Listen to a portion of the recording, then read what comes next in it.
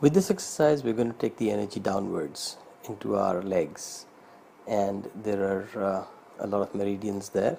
In fact, 6 down the legs, which are connected to the lower body parts, the spleen, the gallbladder, the stomach, the small and large intestines.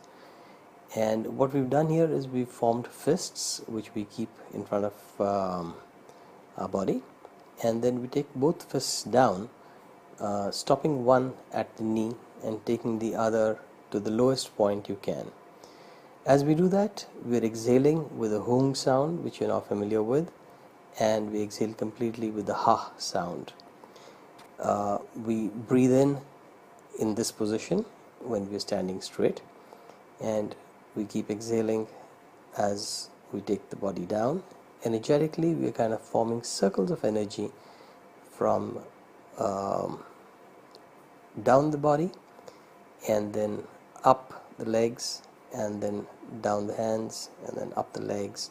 So it's like we've got these circular movements where we're energizing ourselves right down to the toes and through the meridians of both legs.